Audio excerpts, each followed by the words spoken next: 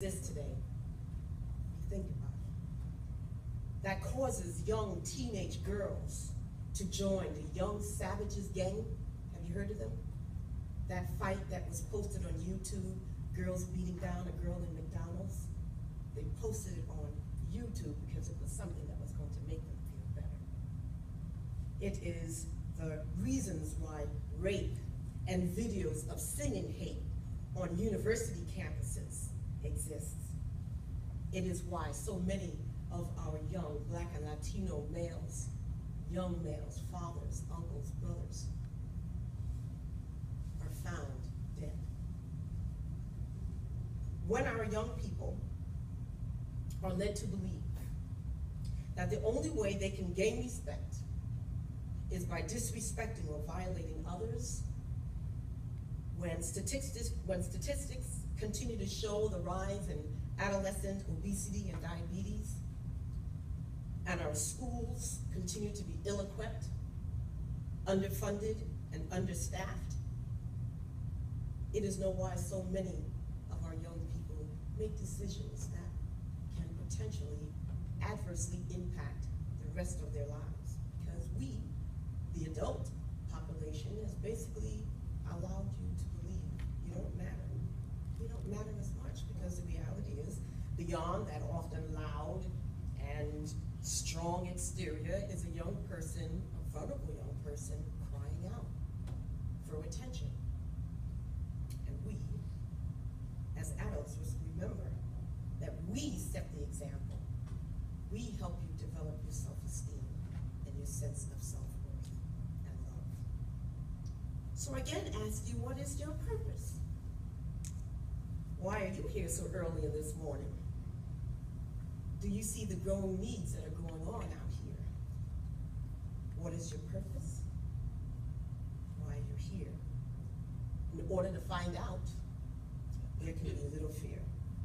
Now, when growing up, my siblings and I grew up with a very strong sense of self-respect and pride, very ingrained in our brains, which enabled us to stay out of trouble.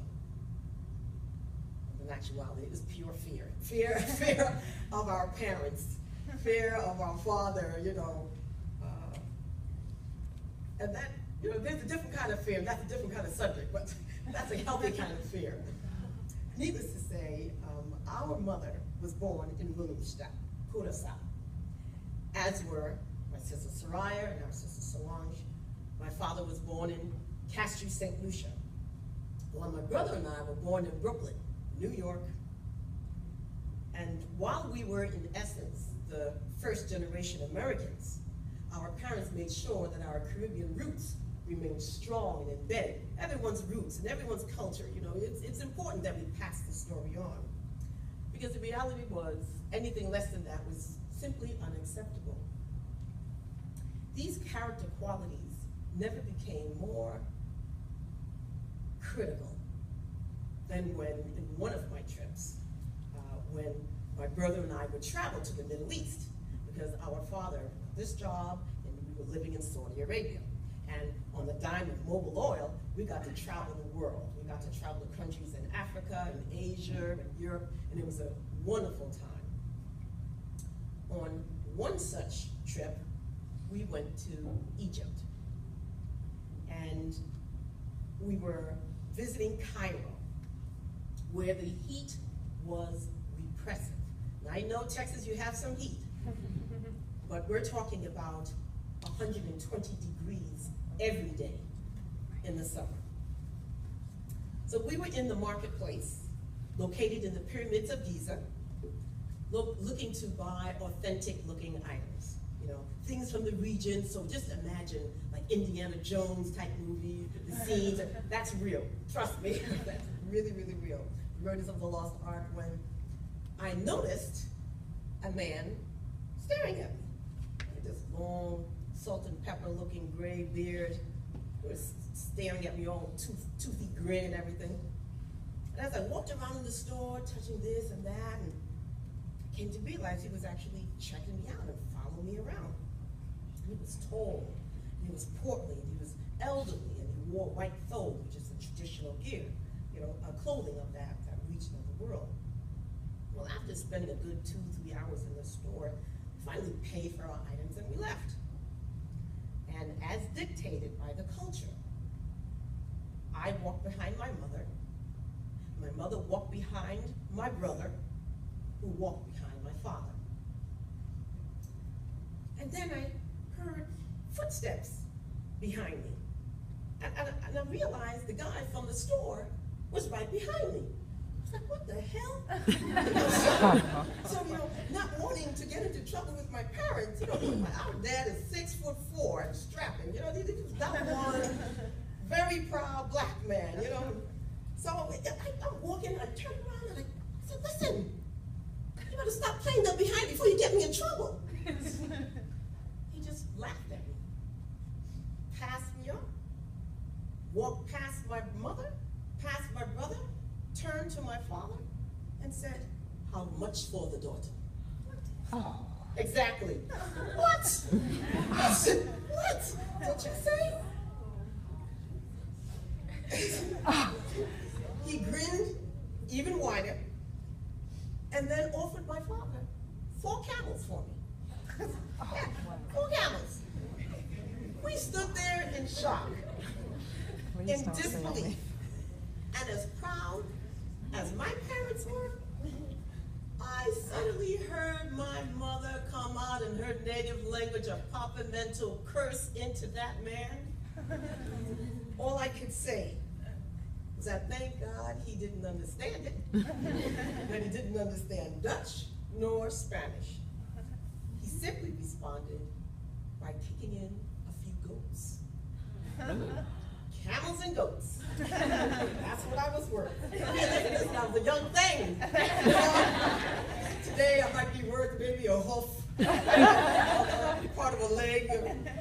But if we were in Saudi Arabia, my mother and I would have been flogged.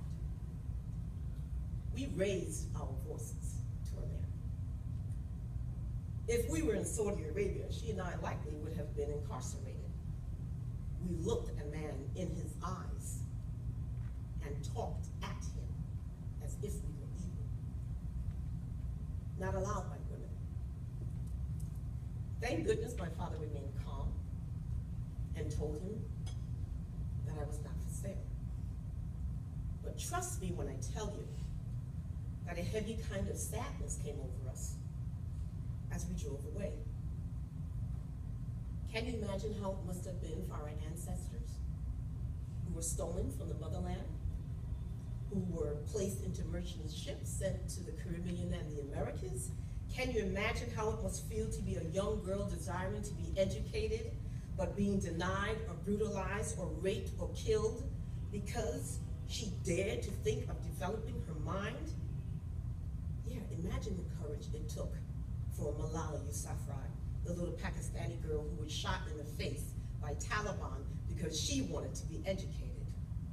In these times, not when I was your age, but these times, what is your purpose? Why are you here?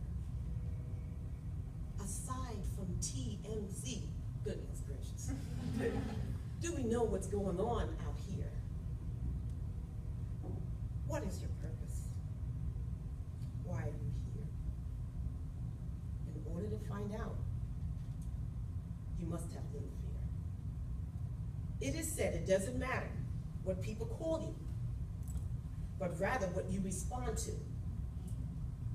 But the reality is, words hurt, and thank goodness we have potential attorneys in here. Okay, you will get people correct. I know you can't legislate emotions and morale, but sometimes it's the only mechanism available in which to guide people, to reveal to people the wrongs of that. Because the reality is, words hurt, they demoralize, and they make us question our self-value. So when we also hear our young women respond favorably to our young men who call them the other name of a female doll, or an instrument that's used by gardeners and farmers, then the impact, the effects, yes, of being in denial, being silent, and being apathetic runs deep.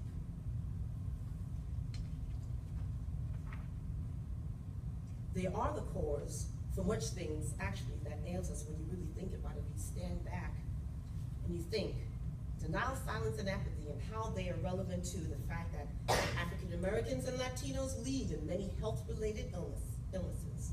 Certain kinds of cancers are heart disease, high blood pressure and cholesterol or diabetes.